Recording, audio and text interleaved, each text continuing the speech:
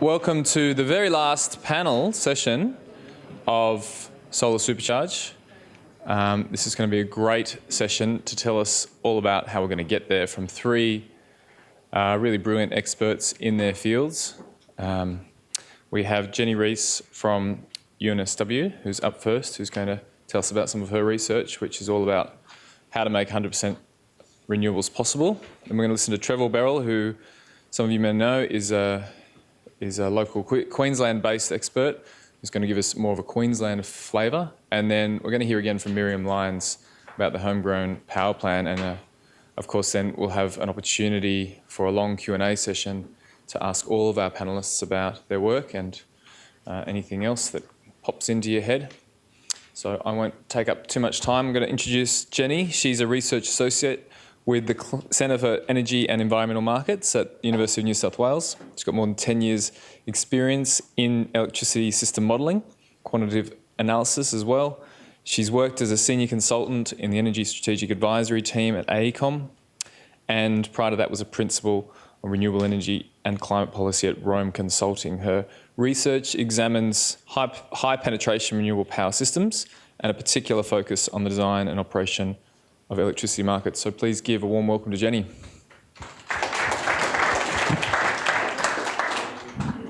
All right, thank you so much. It's such a pleasure to be here. I've had so much fun meeting everyone and some wonderful conversations this weekend. So very briefly, who am I? I've sort of already been introduced, but I started out at the University of Queensland. Here's me in the physics lab. My PhD was in physics. Actually looking at dyes to use in photovoltaics. I then moved into the electricity industry and I worked for a number of consulting companies. And while I was working for them, I worked for clients right across the electricity sector in Australia. Network companies, the people who build renewables, the people who build and operate coal, all of them. And now I work at the Centre for Energy and Environmental Markets at the University of New South Wales, doing research on high renewable scenarios and how we make them work. So when we think about renewable technologies, I think the reason why why many people question why it's possible to do 100% renewables is because they instantly think of photovoltaics and wind turbines. And that's because they're the most common renewable technologies, but they have inherent challenges. Firstly, they're variable. You don't know when they're going to be on, as we know. They're also non-synchronous, which is talked about less often, but actually is a source of more challenges because they interact very differently with the grid compared to today's technologies. But when people think about 100% renewables and say it can't be done, it's too hard, they forget that there's all these other technologies. We have hydropower, we have concentrating solar thermal, geothermal, biomass, all of these other things. So when we talk about 100% renewables, we're talking about a mix of these. So really, no one would question that you can in fact, no one would question that you can build a system out of 100% concentrating solar thermal if you wanted to. It's very similar to coal-fired power in pretty much every regard. So anyone who says 100% renewables isn't technically feasible just hasn't really thought about it very carefully. So what we're really talking about is what's the mix that gives us reasonable costs. Because if you want to build something that has no variable technologies, no photovoltaics, no wind, and you're going to build it entirely out of something like concentrating solar thermal, the cost of that is going to be very, very high. So we mix in some wind, some photovoltaics, some of these variable technologies to bring the cost down. If you put too much, though, the cost goes back up again because you have to build vast quantities of them to make sure that the lights are always on. But there'll be some amount in the middle. You also have to worry about integration costs. Things like voltage and frequency management are different and are going to require additional expenditure as we put more and more of these variable technologies in. But there's some least cost mix in the middle, and we've been working to understand what that is and how we get that as low as possible. So we're really talking about an entirely different way of running a power system. We're talking about something that runs from base load with peaking and intermediate plant, ramping up and down day by day as the demand shifts, into something that exchanges out that base load power for the variable renewables, the wind and photovoltaics, and then uses the dispatchable renewables to match in the demand on the top. And we have really shown quite convincingly that wind displaces base load. Wind is very much like base load in the system. So just to think a little more about how this really works, how to convince the naysayers that we really can do 100% renewables. This graph is showing you our present system, what we've got installed in Australia at the moment. It's mostly coal-fired power, a little bit of gas stuff, a bit of hydro and a bit of wind. And there's actually a sliver of photovoltaics on there as well. We've got about 50 gigawatts installed in total. And this is what our demand does. It goes to a peak of about 35 and a minimum of about 15 gigawatts. So the demand is varying up and down in this space. When it's high, we're turning on our gas turbines. When it's low, we're turning down the the coal generators to get down to that low level. Now let's look at what our 100% renewables system looks like by comparison. Here it is. We have vastly more capacity installed. We've got something like 200 gigawatts installed based on our models and others. Most of that capacity is wind and photovoltaics. They're giving us more than half our energy coming from wind and another quarter from photovoltaics. So that the bulk of the heavy lifting and the energy we're getting is from the wind and photovoltaics. But the lights don't go out if the wind doesn't blow and the sun doesn't shine, because we've got the firm capacity underneath. We've got the concentrating solar thermal, we've got biogas turbines, we've got hydropower, and with all of that on, we only need the most minuscule capacity of these other things to be available, to be able to meet even the highest possible demand that we see at any time in the year. So we've got all of this firm capacity there, reliable when we need it, but we're not using it very much because it's expensive to run. Most of the time we're getting our energy from the wind and PV. And this system, even though there's a lot more capacity, we can build for very similar to the cost of this system. So it really does work.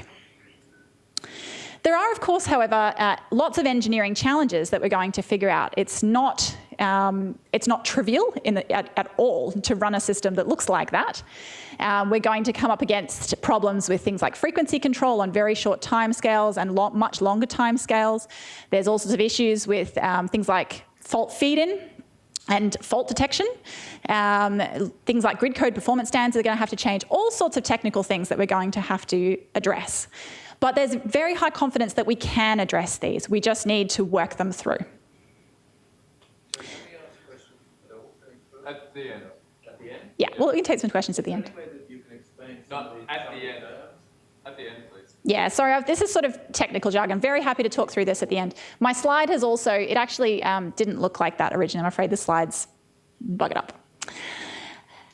So the Australian Energy Market Operator is the organisation that's responsible for keeping the lights on in Australia. And they did a study in 2013 on 100% renewables. And it's particularly important because it came from the Australian Energy Market Operator. This study came about because Beyond Zero Emissions had done their study, and that then, through a chain of events, led to AEMO doing a study. And as the people who keep the lights on, it's very important that it comes from them. They said, with 100% renewables, we can maintain the reliability standard and the operational issues appear manageable, in their opinion. And that is huge coming from AEMO. So, direct quote, high penetrations of semi-scheduled and non-synchronous generation, which is the wind and photovoltaics, would constitute a system that may be at or beyond the limits of known capability and experience anywhere in the world to date. But there are no fundamental technical limitations to operating the given 100% renewable system generation portfolios that have been identified. So they're saying this is really different to anything we know how to do, and it really is, but we can't see any reason why this couldn't be done. And that's a massive conclusion coming from AEMO. So it comes down to cost. These are the costs that came out of that AEMO study, and we've since done other modelling that comes up with lower costs than this, but I'll talk you through the AEMO ones because they're very well accepted by industry, and it's from AEMO. They're kind of the gold standard. So they said it would take a total capital cost, including all the transmission we need, of somewhere between $200 and $330 billion, which sounds enormous. And it is a lot of money. But when you spread that over everybody who uses electricity in Australia, it ends up being a wholesale cost of somewhere between $100 to $130 a megawatt hour. To put that in context, we need to understand that that wholesale component is only a part of what we're paying for. So at the moment we pay about $50 to $55 a megawatt hour. So it's about a doubling of that amount, but it's only a doubling of the wholesale cost. And what you're paying for on your bill is a whole lot of other things. We're paying for the distribution network costs as a huge chunk, transmission network, bits of renewables, the retail margin, and so on. So if you double this part, double the wholesale cost, that ends up being only a 20 to 30% increase in the whole bill. And this is actually what it costs for green power at the moment. And that's why green power is so affordable, because you're doubling only this part. And all of the rest of it stays basically the same. So 20 to 30% increase in retail bills to go to 100% renewable energy. And this is coming from the Australian energy market operator. And we know costs are going to go up anyway. So this is a projection in future electricity costs, wholesale costs, coming from the CSIRO. They looked at a whole lot of different scenarios that had different assumptions about what we might choose to do. And they've shown that costs in all of those scenarios are going to go up. There is no way around that. No matter what we do, costs are going up. Now, if you look at the cost they came up with in that AEMO study, it's somewhere in this range. So they're saying costs are going to be at that level anyway, somewhere between 2030 to 2050. And a lot of the modelling we're doing is showing that it could be done for cheaper than that if we, with the technology costs coming down. So it could actually even be earlier. It could be around 2030 that's actually cost competitive with what we're going to be paying anyway for 100% renewables. So to summarise, 100% renewables is technically feasible. There's really no question about that. And that's coming from the Australian energy market operator and backed up by much research. But there are definitely technical challenges. We cannot deny that they exist. We need to work on them. We need our engineers working carefully to understand how to solve them efficiently. And we know that the costs are probably going to be similar to what we pay anyway for 100% renewables. So it's something like a 20 to 30% increase in our bills from now, but those bills are going to go up regardless. So thank you very much. I'm happy to answer questions. I think at the end, are we doing the other speakers first? Yeah. Thank you. Thanks so much, Jenny. I'm sure there'll be heaps of questions at the end, but yeah, it's just dawned on me, this session is all about arming us with information and knowing that there are experts out there to back up the 100%. Next up, we've got Trevor Berrill. He's an award-winning private consultant in sustainable energy. He's worked in both renewable energy and energy efficiency for over 30 years, including system design, installation, research and development, technical training, public education and policy. He was branch president of the Australian Solar Energy Society and a founding member of the Queensland ATA and Wind Energy Association. He lives in a fully solar-powered, energy-efficient home and windsurfs regularly just to test the power of the wind. Thanks, Trevor. Thanks very much. Okay, I'm going to give a bit of a rundown on what we need to do in Queensland. I think I need the little control system, don't I? Yep. So I assume the arrow is forward. Yep. Okay, let's go one. Right. Okay, here we go. Here's the green, clean state of Queensland. That's what we want to transition to. This is out of the energy policy statement or energy policy plan from the previous Labor government in Queensland, the Bligh government, and that was their goal, to transition Queensland to a clean, green electricity system. And the LNP came along and certainly they reversed that. And they basically gave us another hole in the ground. So the issue is, how do we get back on track again and transition Queensland from a black hole in the ground to a clean, green state? So that's the goal. I want to put in context what the coal industry represents to the economy of the state. It is, as measured by gross state product, 10% of gross state product. Now, gross state product is a better measure of the value of a particular industry sector to an economy than some other measures. That's typically what the economists go for ultimately. And in terms of jobs, it's, if you combine coal and coal seam gas, it's 1.4 1% of direct jobs. 1.4% of direct jobs. So it's much, much lower than I think what most people perceive to be the value of the coal industry to the state. The costs, though, are very high.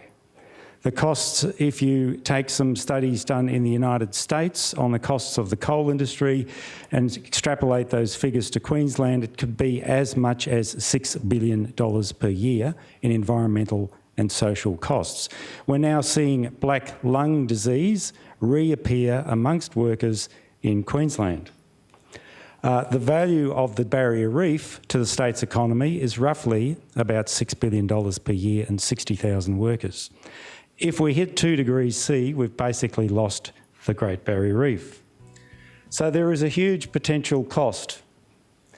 Let's have a look at what the renewable energy industry represents in terms of electricity only. We're only looking at the electricity sector. There's other sectors of the renewable energy industry, including biomass and solar thermal. It's about 14% of current electricity generation. It was higher in previous years. It's gone down because of the LNP again. It was up to 25,000 jobs. It's dropped back to about 20,000 jobs. It's about 26 billion in investment since about 2001. The ALP at a national level has an aspirational commitment to a renewable energy electricity target of 50% by 2030. And the LNP, of course, has reduced the renewable energy target from 33,000 gigawatt hours down to about from about 40 odd thousand, I forget the actual number, to about 33,000. If we look state by state, we see that Tasmania, of course, historically has been the highest in terms of renewables. South Australia has got a target there of about 40%. Well, actually, it's higher than that, but they're at 40% in terms of electricity generation now. And the City of Adelaide has some really progressive policies and incentives for renewable energy efficiency and, of course, EVs. And they've got a target in the city itself of a renewable energy target of 50% by 2025. And the ACT has also come online. So there's some really strong targets happening around the place. In Queensland, the numbers that I crunched for 2014 were that there's 9.5% of consumption of electricity in the state comes from renewable energy, including solar water heating, if you convert it into the equivalent of a certain number of gigawatt hours of savings.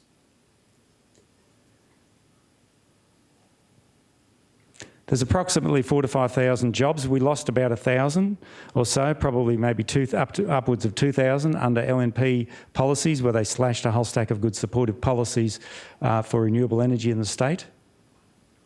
And the state ALP is now committed to a renewable energy electricity target of 50%.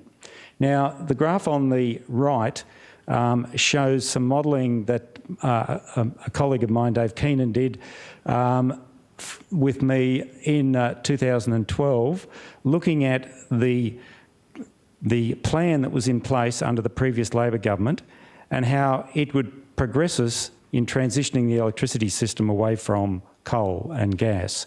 And it basically showed that if they'd kept up that policy at that time into the future at about a 12% growth rate in the uptake of capacity of renewables, we would have transitioned in about 20 years.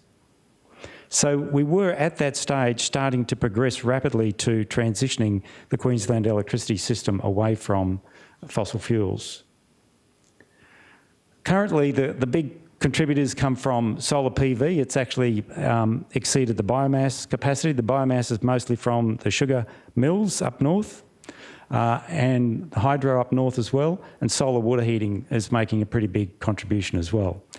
A really important part of the whole future is energy efficiency. We still do not have, after years and years and years of haggling between states, a national energy efficiency program that is fully up and going. And that is really something that is a big loser in the whole equation here. We continually struggle to get this happening. And if you take a typical house on about 22 kilowatt hours a day, you can typically save about 50% of the energy use in that home, taking it down to about 10 kilowatt hours a day. We don't even meter properly at our homes now, particularly if we've got PV. With net metering, we really don't know how much energy is being saved in houses as a result of the metering schemes that we have. So what's required? This is where we currently are. Sorry that that's jumping about a bit there for some unknown reason.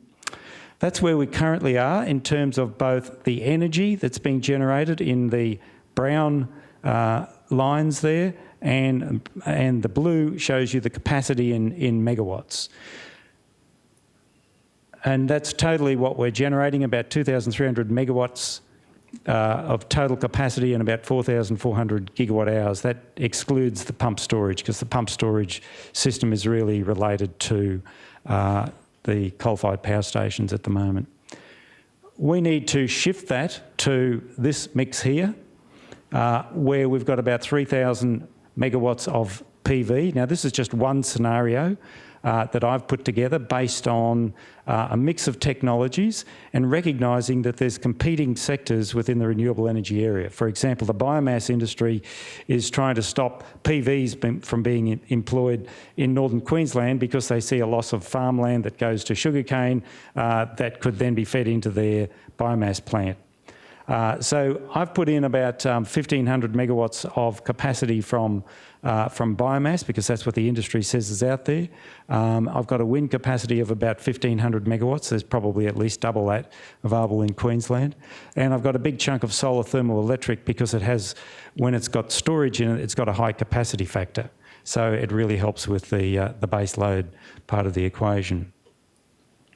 A bit more pump storage and not very much extra run of the river. There's not much to go there. And that produces about 29,000 gigawatt hours by 2030. So that's based on looking at what we need to achieve based on the Australian Energy Market Operators' projections out to about 2030. Now, of course, if we were to really get serious about energy efficiency, this sort of capacity could provide more than 50% of the state's electricity.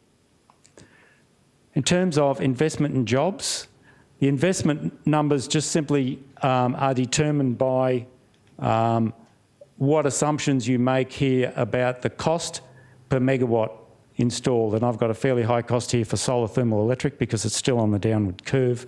It's well above wind and PV. But it's somewhere in the range of about 11 to 19 billion dollars. And there's about 18,000 direct and indirect jobs potential in that scenario. Now, that's a very conservative figure because it's based on some studies done in the United States, which include job losses in other sectors, which may or may not occur. We need some sort of roadmap, and that roadmap includes mapping out our current primary to end-use energy. We need to know where energy actually is used and how it's used right across the state, because electricity is not always the best energy source to use for all tasks. There's other more efficient ways in many cases. So we need to match the resource to the end-use task.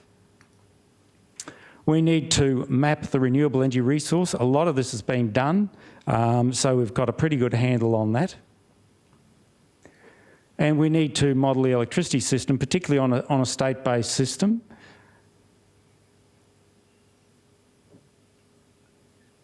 So there's all the renewable energy sources that we've primarily got. There's also wind, wave and tidal, but they're pretty well off still in terms of cost. So some of these things, the modelling, for example, has already been done and being continuously revised on a national basis, but we also need to look at it on a state-by-state basis. We need to identify barriers, implement policies, monitor programs, and then review and update them. So some key issues that we're looking at. How am I going for time, by the way? 2 minutes to go? Okay. Electricity reform is still a really key issue in Australia because we're basically still living off selling cheap, dirty energy, which tends to simply promote energy inefficiency. And we need to move to that energy services model that was being promoted over many years by the Rocky Mountain Institute. And if you combine energy efficiency with renewables, you find that your bill doesn't go up. In fact, it generally goes down. We need to stop subsidising fossil fuels. We're still doing it to about $1.5 billion, researched by both myself and the Australia Institute has shown that. And it often goes up to about $2 billion per year. And we've simply got a major issue there with stranded assets that are going to happen in the future. And we need to factor in environmental and disaster costs, and the disaster costs are estimated to be something like about $6 billion across Australia. They're calling them natural disasters. I tend to call them partly natural, partly human-induced disasters these days. Some other key issues, we need to transition to other sectors, including agriculture and transport, and we've seen some great work out of BZE here. We need to address the population issue and how that relates to energy, because generally emissions go up as population goes up and people per capita income goes up. We need to recognise that gas is not a transition fuel, it simply may be a backup at times, and to identify and remove barriers to energy efficiency. Now, there's been a trend towards decreasing consumption of electricity measured in gigawatt hours across the national grid. But we're starting to see a reversal of that in Queensland, and that's largely driven by the fact that we've got to build all of these extra electricity capacity in order to run the LNG compression process in northern Queensland. So electricity consumption in Queensland is starting to go back up again, as we see here. Just some political issues, and I'll finish on this one.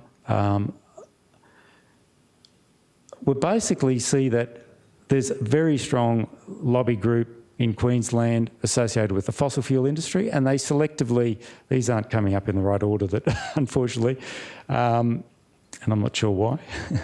I'm trying to get it to come up with the final one. Yep. Okay. If we look at who Adani employs as lobbyists, they come from both sides of the major political parties, and they're very influential people from those parties. There is a question mark over the independence of the public service. Every time there's a state election, the top person, the DG of most of the departments, gets changed, and that's for political reasons.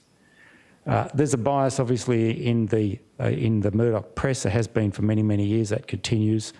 And, of course, there's issues within the Labor Party itself about the power and influence of different groups. And of course there's conflicts here because some of them are starting to realise that renewables is really the way forward. And finally, I guess in the state, there's a very slim majority that the ALP has currently in the state.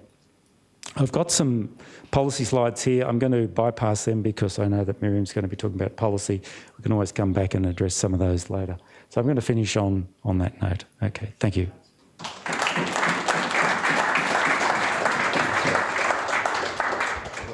Next up, we have Miriam Lyons, who needs no further introduction. Of course, she was our keynote speaker this morning and will be talking further about the homegrown power plan. Thanks, Miriam. Thanks heaps. So I'm going to try and keep this really, really short. I spoke a bit over my allotted time this morning, so I'm going to try and make up for it by speaking less than my time now. I wanted to just quickly check, is there anybody who wasn't there this morning when I talked about what's in the homegrown power plan? Okay, we've got a few people. Look, this morning what I promised that I would do is that if people came up to me over morning tea or at lunchtime and asked me a question, I'd try and answer it in this session, because I know there's never enough time for Q&A, and people at these kind of events always have such brilliant questions. So I thought I'd try and leave as much time for it as possible. But given that we've got a few hands raised for people who weren't there this morning, won't go through the whole 10-point plan again, guys. Everybody was there this morning. Don't worry about that. No need to fall asleep just yet. But just really, really quickly to wrap up the broad themes that the Homegrown Power Plan covers for the people who are new this afternoon. It's a policy document informed by technical and economic modelling. So we've had the Institute for Sustainable Futures going and looking at the technology pathways to 100% renewable electricity, but answering one of the questions that somebody came up and asked me, yes, it also looks at 100% renewable energy. So the Institute for Sustainable Futures modelling is based on a very integrated model. So it looks at the impact, for example, of switching to electric vehicles in the transport sector and what that does to electricity demand and the increased need to supply more renewables for stationary electricity to feed all of those EVs that are charging their batteries at night. So that's one of the real advantages of the modelling that ISF is doing, is it is very integrated. So it answers a lot of those questions about the potential kind of feedbacks between different parts of the energy transition. So that looks at how to get to 100% renewable energy, the whole lot, everything, by 2050. And so far, I can't kind of sign on the dotted line on the results until the feedback has come in from the reviewers, but it's looking like the wholesale costs of electricity under this model are really similar through to like 2030, 2035, and we can get to 100% stationary electricity by around 2030, 2035. So that's pretty exciting. We're very excited. Obviously, a whole lot of people who have answered the polling that you may have heard Claire talking about earlier today, who would really like to see 100% renewable electricity by 2030, they'll probably be pretty excited to know that that's actually quite affordable. So that's one part of the project that we have been working on. This is a joint Getup and Solar Citizens project.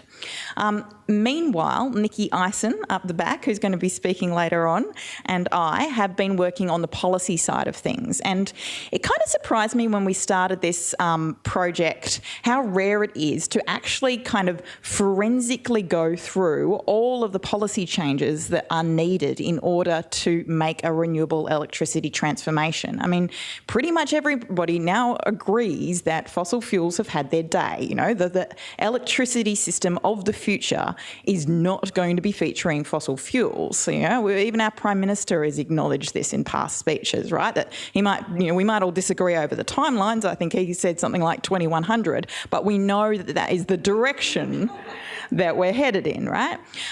So given that we know that's the direction that we're headed in, it kind of surprised me that not more people had actually pulled together all of the different pieces of the puzzle. And I think part of the reason for that is, you know, for a long time there, we're all going, oh, well, isn't the carbon price going to take care of all of that? And yes, a carbon price would be really, really nice. You know, like when you go and look at all of the other bits of pieces of policy that you need to change in order to get to 100% renewable energy with renewable electricity without a carbon price, you're like, whoa, oh, it's a big job. Whoa, there's a lot of detail there.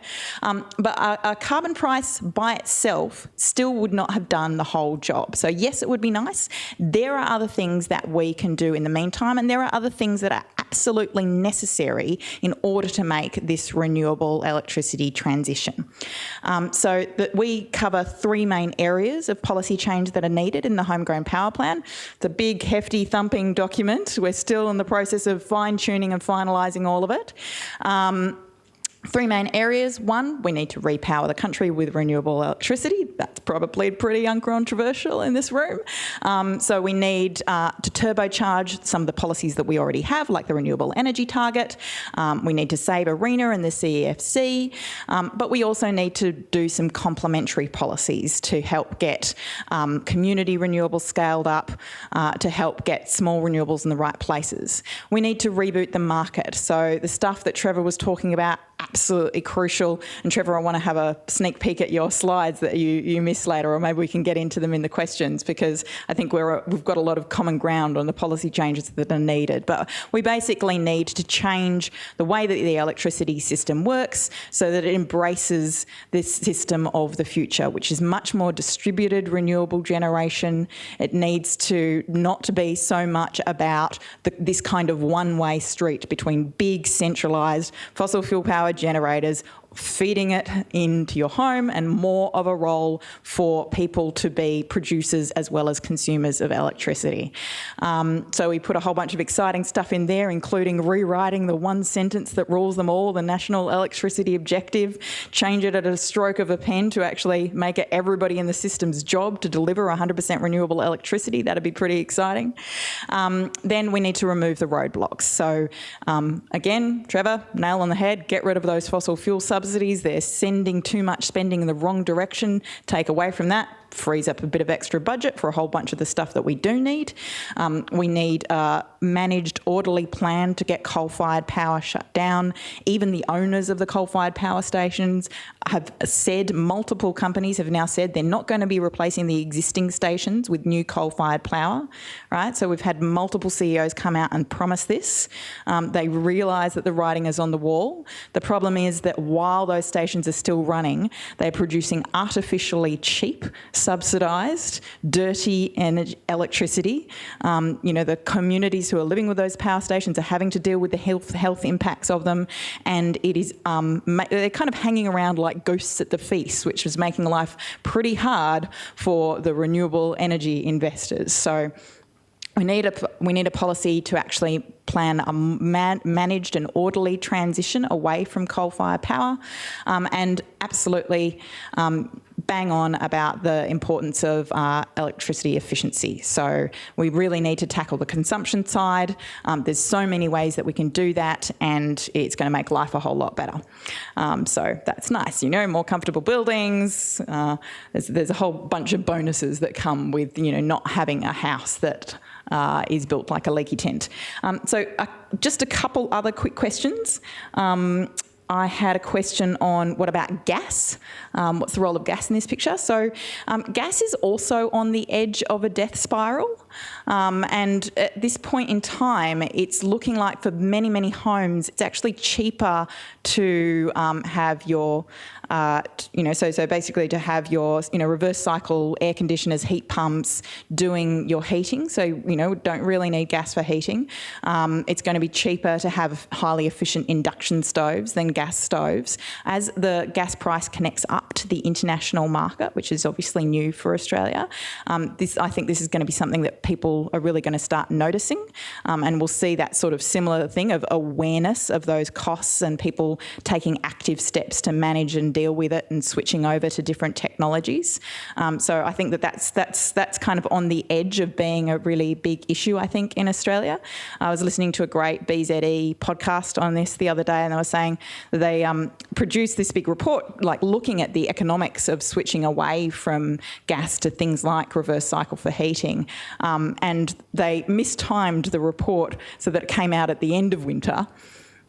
And they had all this potential media interest, and they said, but we can't really do a media story on how much everybody would have saved on their gas bills if they'd made the switch at the start of winter. So I think coming into the next winter, there's probably a bit of an opportunity there. What else? What else did I have in questions? This one's pretty close to my heart. Can we really kick fossil fuel out of politics? Watch this space, I reckon. We know that the world is carrying this massive carbon bubble. We know that there are literally trillions of dollars worth of assets that are currently on the books of large fossil fuel companies which cannot be burned if we want to avoid dangerous climate change, right? They have to stay in the ground. Now, that bubble has largely been inflated by the hot air coming out of the mouths of a very small handful of executives who have so much money and so many media companies in their back pockets, listening to them very carefully, that they have really not had to spend too much time wondering whether or not their day of reckoning is just around the corner. Well, that day of reckoning is here. And I really wonder, this is a question that I have that I'm kind of posing to myself, what if this is the Berlin Wall moment for the fossil fuel regime, let's call it, the fossil fuel sector that has had so much influence on Australian politics over so many years? What if that moment has come? What if all of the bets are off? What if the crash in the coal price actually is that moment, you know? And what if, because of that, from now on, every time we go out and we campaign against unsustainable extractive fossil fuels and for renewables, we win? That's my question. Thanks, ma'am. Yes, please sit down whilst I invite Trevor and Jenny to come down the front. Everyone stand up, please, and give all our panellists a big round of applause and give yourselves a stretch.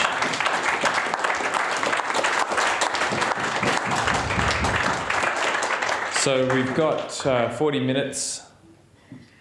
Sorry. I'll do that right. So we've got... I'm going to finish up a little bit early because we've got the last plenary after this. We need to get that set up, but we've got over 40 minutes for Q&A. I'm going to kick off and ask, firstly, Jenny, but all our panellists. It's been mentioned that, I think by Miriam, that more and more, the acceptance of the reality of 100% renewables, at least in terms of technology, is, starting to make inroads there. I don't doubt that there'll continue to be claims that renewables can't do baseload, and there's all these issues with voltage and all these other things. But, as we see more and more conservative entities like the MO saying it's actually physically possible, that argument kind of starts to die, and we get into the other issue, of course, which is cost. I'm a campaigner, and I love simplifying things, and I wonder whether we can say, given the long-term projections of getting rid of the fuel import costs, can we not just simply come out and say, this is a question for Miriam and Trevor as well, that this is going to save us money? And when can we say, investing and transition to 100% renewables is going to actually save us money? Well, without trying to give too much away, I can say that so far, subject to review, it is looking like the results of the Institute for Sustainable Futures modelling is showing that it's going to save us more than the additional investment costs, so because of those savings on fuel costs. So yes, that it is going to save us money. We can say that. It's definitely going to save us money. And by the way, the Institute of Sustainable Futures report is not the first to acknowledge this. I mean, the International Energy Agency has also talked about the net gains in the long run from reduced fuel costs of a massive investment boom in renewables. So, this is not really news, but it's good to see that modelling done for Australia, I think. Yeah, I think there is little doubt that over the long term, this is an economically cost-effective option. I think, though, there is still... I talk more typically to groups of engineers and people who work in the electricity industry, and what comes back when I talk about, it's very affordable and it really doesn't cost that much more, and they would just say, well, why don't we just keep running with what we've got? And it is actually very easy to delay. We've got these big power stations, they can keep running for a long time. It costs very little to keep them running. So when you're doing the modelling, it is very difficult to make the case to say that a rapid transition to renewables is going to cost you less. You really have to start looking at all of the benefits that are coming and the investment, the economic boom that we can get from all of the jobs created and so on. So it can be a bit difficult particularly when the modelling is simplified down, to sell the case that it is going to be cheaper because of that, because procrastination is so easy and keeping using what we've got. But these sorts of studies that Miriam's talking about are really important for building that case. I think what we've got to move on from is the focus on the cost per gigawatt hour, megawatt hour, kilowatt hour, whatever unit you want to use, and focus on what the total bill is to the end customer. And when you include the energy efficiency side of the equation, renewables can cost us more, but because we're using so reduced energy, the total bill can often be less. Many of us have done this. And my house uses 4 kilowatt hours a day for 2 people. The average Queenslander is about 20 kilowatt hours per day for 2.5 people. What the hell are they doing with 22 kilowatt hours? I have to wonder. I've energy audited a lot of houses. As I said before, there's 50% savings there in most of those houses. So you've really got to include that. But if you look at where wind is out competing gas. It is the cheapest of the renewables. Solar is really on, solar PV has come down so far, and we know that it's below parity with at residential and commercial level at the end of the line at the moment. And the very large-scale systems that are being proposed, like up at Millmerran in Queensland, they're coming in at less than $10 less than $100, sorry, per megawatt hour, which is 10 cents per kilowatt hour. So that's what's being proposed. We're talking about 1,500 megawatt systems, large-scale systems. And even the Conservative International Energy Agency is saying that that's going to be below the cost of new coal plant. So large solar is outcompeting virtually now new coal plant, and wind is outcompeting gas. So we're on a win-win situation, absolutely. Okay, who's got some questions? You people. Hey. Jack Gilding, couple of questions. Maybe just do the first one first. And that's about what David Hood was saying about the Paris Agreement, and it hasn't sort of got mentioned since. And in response to that thing about procrastination, like 195 governments have agreed in theory that we have to act absolutely urgently, but somehow we don't seem to be taking that on board. And can we communicate that to the general public? Can we say to people, it's not actually survivable for the planet to procrastinate and to do the cheapest thing in the short term and so on? Yeah. Is that you know, should that be a major communication task? Yeah. Do you take that into account in your costs? Health costs? Yeah, sure. Yeah. In terms of money, yeah. Not all the other major costs.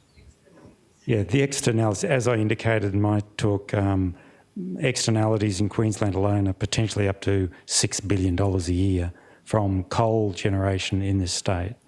There's 15,000 abandoned mine sites across Queensland, many of which are not rehabilitated properly, and many of them are coal sites. So, yeah, that's a really important part of the equation that constantly gets left out.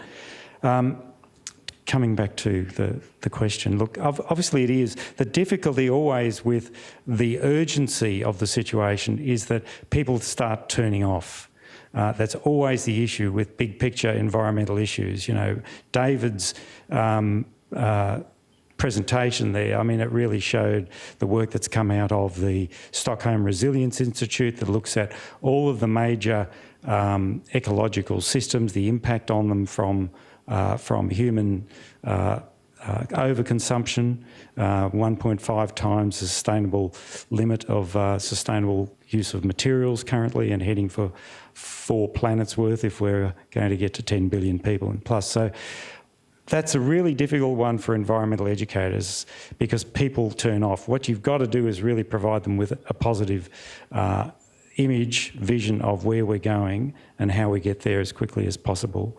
And that's our role, I think. And that's the beauty of BZE, I think, that they're putting forward the technological solutions, not necessarily the social solutions or political ones, but at least they're coming forward with really positive and well-costed options that show us the big picture of how to get there technologically.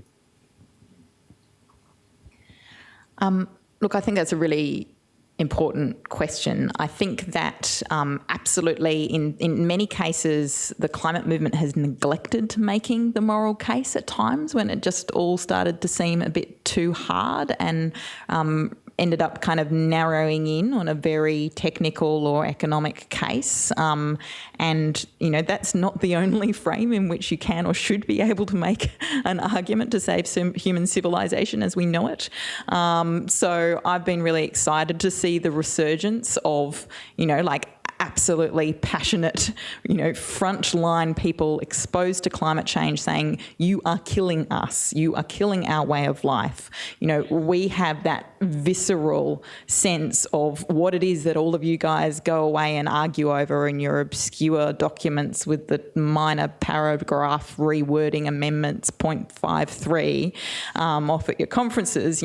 This is like life or death for us. This is, livelihood changing. So things like the moratorium on new coal mines called for by the President of Kiribati and the momentum that built around that, I think are really powerful. I think that the Climate Council has been doing a really good job of communicating directly with people on climate change and what it actually means for us now, because we are in it. It's not a big far off in the future thing.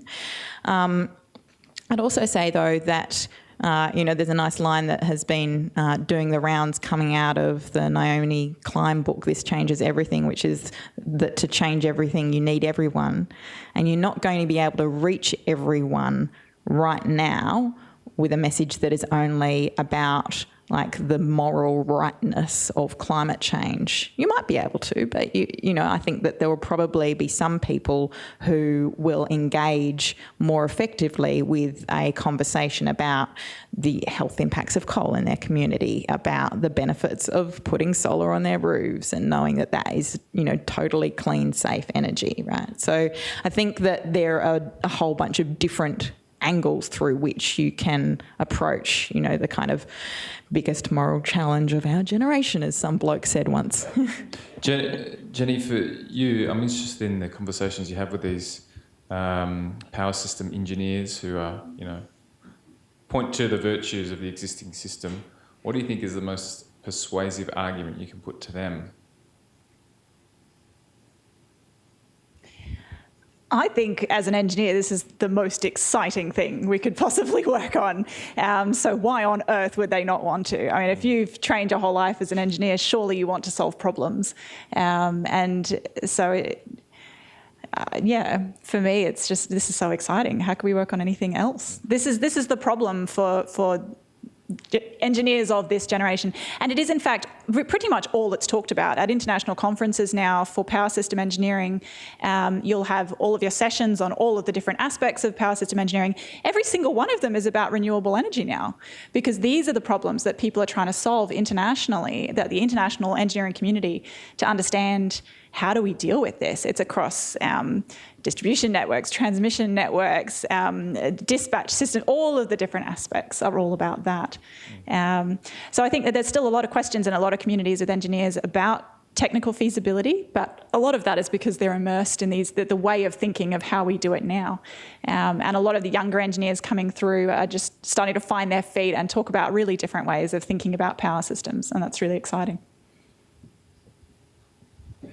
I'm Steve from Adelaide, and we're going to have to deal with the X factor in the next election. That's Nick Zettafon, not only in South Australia but across the nation. He's going to be running candidates.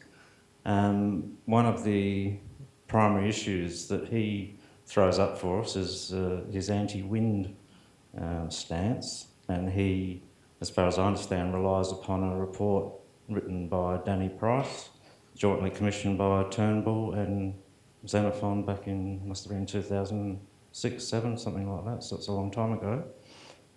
He says that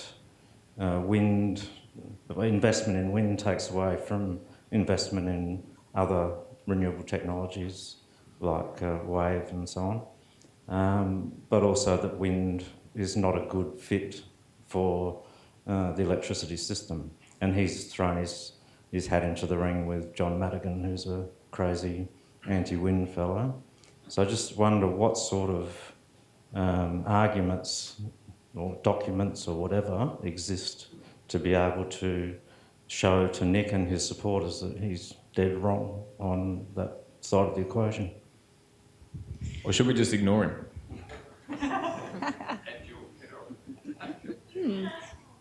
Just really... That question, just another, an engineer that works, consults to coal in the Hunter said to me, well, I've looked into it and wind energy, the embedded energy of creating a wind turbine far outweighs the energy that's going to be generated from it.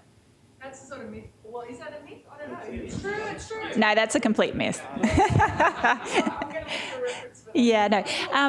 There are some good references. I think the Clean Energy Council has put together some good documents that work through all of the myths that people come up with these sorts of things, and talk, things like, but the wind doesn't always blow, and it causes health effects, and all of the things that they talk about. Yeah, I don't know if that answers your question. Looking for resources particularly, or looking for the arguments to combat it? The evidence to show that he's wrong. I think from our modelling at least, we can say that high wind can reliably produce our baseload electricity. So we know that if we build wind across the grid in a range of locations, there will pretty much always be wind blowing somewhere. And if you want cheap, reliable, efficient renewable energy, wind is an extremely important technology. So we really need to be getting out there, talking to the communities that have the opportunity to have this near them to invigorate their local economy, and encourage them to be supporters of this technology, because we have such an advantage in Australia with the best wind resources in the world, vast amounts of space where we can put it. We have a huge advantage over Europe, where they're having to put their wind offshore, where it costs so much more than what we have the opportunity to do. So I'm a huge fan of wind. I love it. When you combine it with photovoltaics, you can create really cheap energy systems that work. Just quickly, I think that arguing about whether or not you need wind power versus solar power is like arguing whether you need your heart or your lungs. And in places like Denmark and in Germany, where the policy has been really well designed to encourage widespread community ownership of renewables, including wind, my understanding is that this is, that makes a really, really huge difference. There's nothing like the difference between, some outside company coming in and plonking in something that you can see versus something that you as a community own and know is generating revenue for stuff that you really care about. So that Nikki can get into this later on today, but there are a whole lot of ways of coming at the Xenophon problem. I can see she wants to get into it right now, but okay. Can I just make one point, which is the next Xenophon, it's not about technical detail, it's personal. And for a lot of these things, it's not, you won't convince them on facts. Politics, Personal, people power. it's telling the story. Can I ask you, Trevor, whether there's much wind in Queensland, or whether there's been any political controversy about the wind power in this state? Yeah, I actually undertook the first wind energy survey of Queensland in 1985-86 with a couple of colleagues from the University of Queensland. And yeah, there's an excellent wind resource in Queensland, particularly on all of the elevated terrain up around the Darling Downs, for example. And the farmers up there, I've been working with farming groups up on the Darling Downs who are trying to protect some of our best farming country in Australia. 4% of Australia has good fertility and reasonably reliable rainfall, and the Darling Downs is one of those areas. And they're suffering the problem of a combination of coal mines and coal seam gas. And they don't want that, but they are interested in solar farms and wind farms on land which is less productive soil, the lower quality soil. The best soil is typically in the bottom of the valleys, the lower areas, and then as soon as you go up a bit of a slope onto a ridge, the soil gets much thinner and far less fertile. So, and there's often sites there for wind turbines, or on the slopes, which are fairly gentle, for solar farms. So that mix of technology gives the farming community the potential to have a much more secure income. And we've seen this in many, many parts of the world where the farmers actually love the wind turbines. They typically earn about $10,000 a year off 1 2 megawatt wind turbine. And that's a substantial amount of income. If you've got, say, 5 wind turbines, suddenly you've got a fairly secure bit of income. The drought comes, your crops have failed, but you've still got $50,000 a year coming in. So that's really crucial to look at an economic model in this state that diversifies the farming income by utilising renewable energy wherever we can as a mix of diversifying their income. reminds me a little of the farmer, I think it was near Canberra, who responded to that crack about wind farms being ugly by saying, "Oh, really? You want to criticise my prize bull?" Yeah. Just adding quickly, Queensland's actually really special for wind power, we've found, because the weather patterns in Queensland for wind seem to be quite uncorrelated with the southern states. So wind in Queensland's actually really very valuable because it tends to blow at the times when we're not seeing wind down south. So with a transmission grid to transport it up and down, we can use it for balancing. So yay for wind in Queensland. Sorry, can I? Yeah, I can go. Trevor, something I just wanted to. I'm trying to frame this as a question.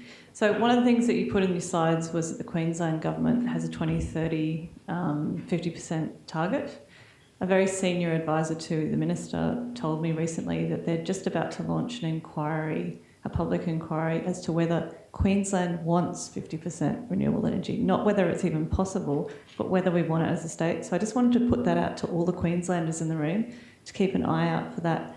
Question is, how do we access, if people are putting in submissions, writing letters and emails, how do we access this kind of information? And what are you guys doing to influence that political process to make sure that we actually get a 100% renewable target by 2030 after this inquiry? Thanks. There's a number of groups, including the Australian Solar Council, Clean Energy Council, and a group that I'm involved with called Sustainable Queensland, which Ian Lowe sits behind as the patron. And we've been lobbying constantly the state government.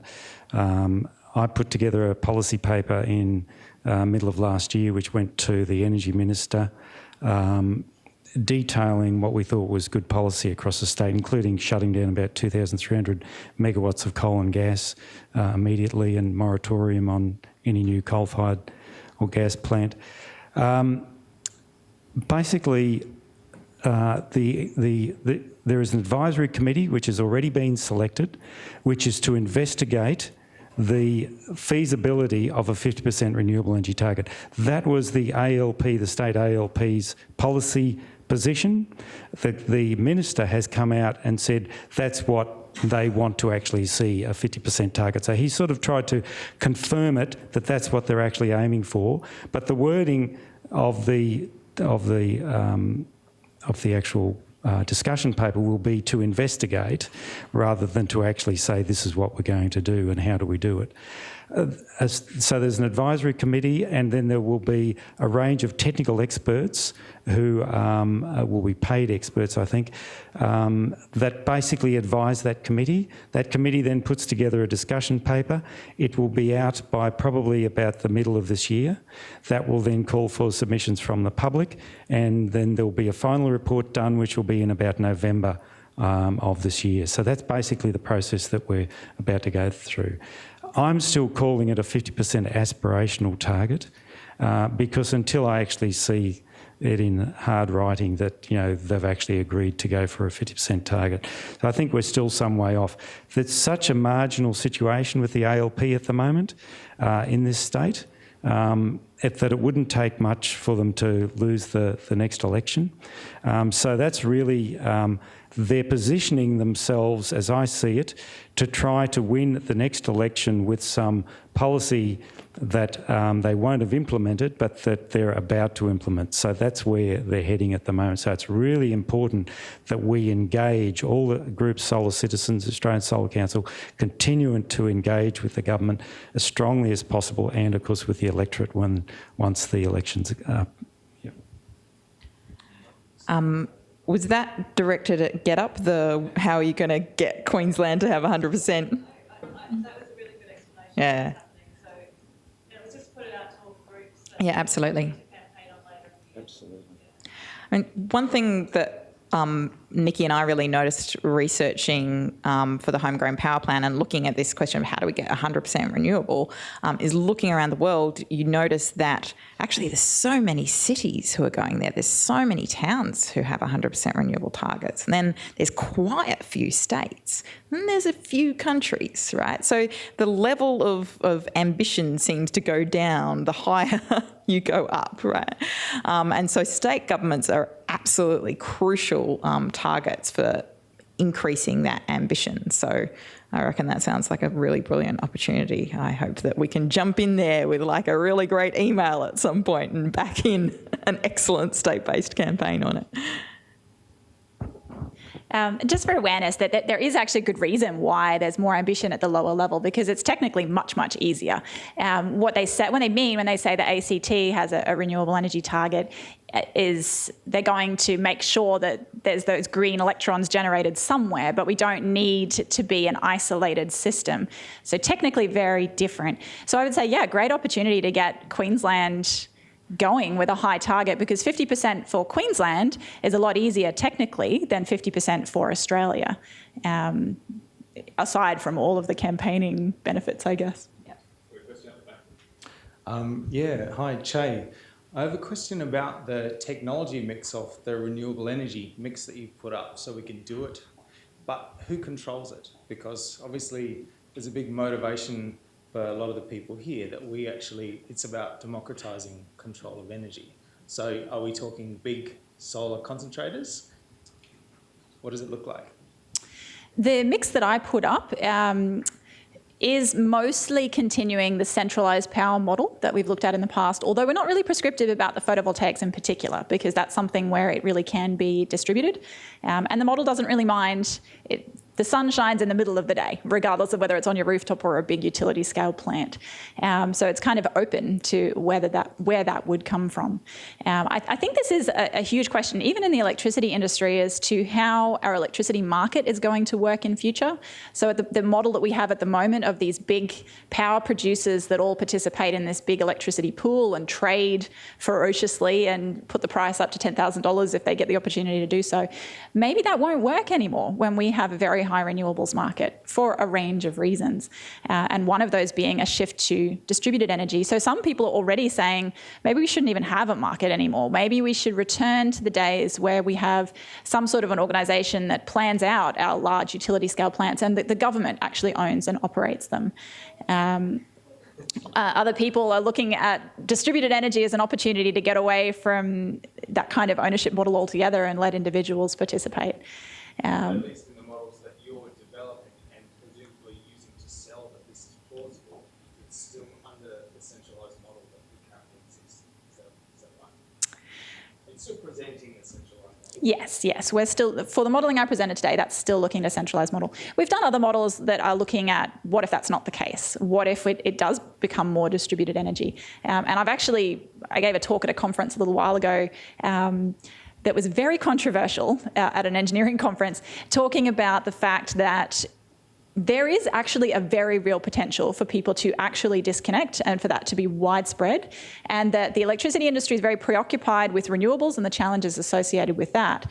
But the challenges with renewables are nothing at all compared to what they're going to deal with if we actually really do have widespread disconnection. That means the whole industry doesn't exist anymore. There's no network companies, there's no generation companies, there's no AEMO, none of these organisations exist. And so in terms of a risk management perspective, they really should be looking at these scenarios with a lot more energy and focus because of what the consequences would be for their businesses. It didn't go down very well. But I think there is growing awareness of that as possibly a distant possibility that people should start thinking about. Question for Jenny. Actually, one for you and two yes or no's from the other two. The modelling that you showed, did that actually include prosumer supply as well, or not? Prosumers being us. Not explicitly. There's the model that we were using doesn't really prescribe where that solar energy is coming from. So it could be coming from large utility plants with a centralised model, or it could be coming from people's housetops, and the model doesn't dictate which of those it is. Okay. But we haven't included a complex prosumer in terms of a household that might have batteries and an electric vehicle and complicated algorithms that are managing the way that charges and discharges. That particular model didn't look at those sorts of things, but that's where we're going with our models. Okay, so you're aiming to get the total of the two eventually, prosumers and the grid. Yeah, well, we know that that's where it's going. It is going to be a much more complex system on the demand side than what we've assumed in the past. Okay, thanks. The next one is, who is designing the smarts in the grid to allow prosumers to do what they're planning for in Europe?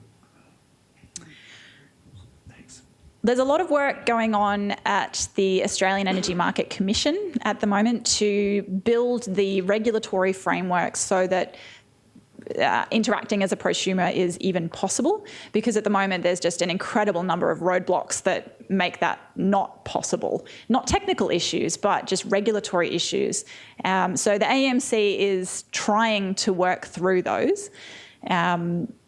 In terms of who's actually going to build the technical stuff that we need, that would be on the market. That would be companies that come up with those technology solutions and sell them to customers. So probably the most leading at the moment would be the retailers themselves, big companies like AGL, because they're already interacting with consumers and they know that consumers aren't happy. So they've got to step up their game and offer something better. So they've started trying to build interactive systems where you can look at your energy and start to participate.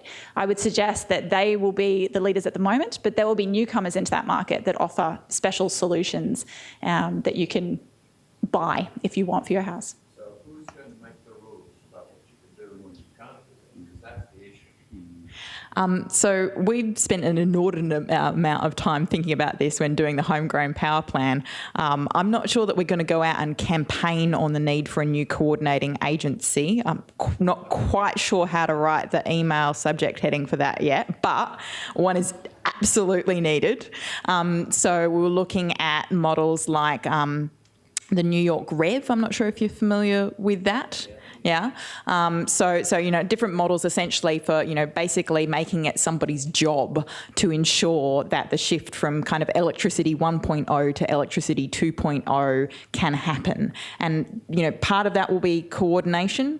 Part of it will be oversight, making sure the dinosaurs don't squash the competition. I think we have a section of the report that's currently provisionally titled that. That might involve things like grid access guarantees. An idea that was floated to me the other day, which I think is really interesting, is essentially having kind of experimental zones for towns that want to go 100% renewable and really, innovate with, completely different business models, different relationship between consumers and the network companies. Basically just kind of impose, like regulation, like traditional regulatory no-go zones so that you can reinvent the model from the ground up in some designated towns that are really keen to do that.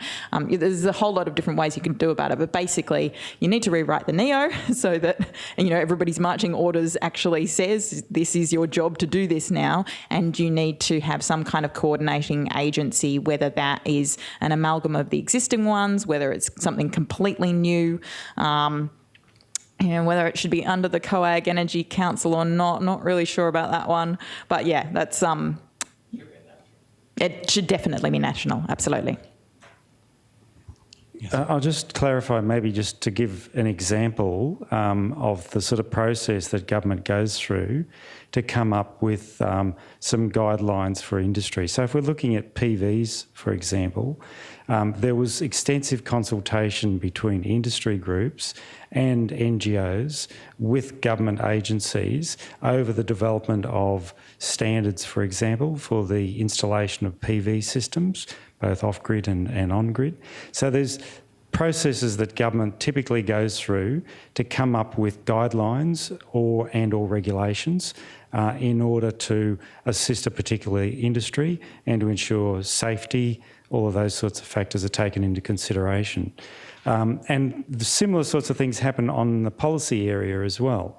So there's the chance for Solar Citizens, the Alternative Technology Association, Australian Solar Council, the Clean Energy Council, all of those groups are actively involved in going along to various consultation process with government, reviewing the policy that is coming out and putting forward arguments as to why it should either be changed or why it's a good thing to support.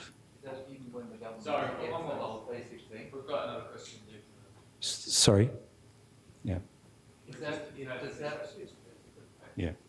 Okay, I'll try to catch you up. Yeah. Yeah, look, my question's at a macro level. There's been great advances in transmission technologies using things like high voltage direct current over the last 30 years. And do you see the benefit in connecting east to west? We get 4 hours more sunshine, or different wind, and the potential even to export to countries where just to the north of us, where they're short on power, rather than sending them some coal. Well, just to the north of us, they've got quite a lot of their own coal. Yeah, to export clean energy, right? Yeah, no, absolutely. Yeah, there is a lot of excitement about HVDC technology and how it can support renewables. It's particularly good when you need to transport a large amount of power over a very long distance, and you don't need to stop off along the way. You just want to get it from A to B over a really long way. It's cheaper to do that.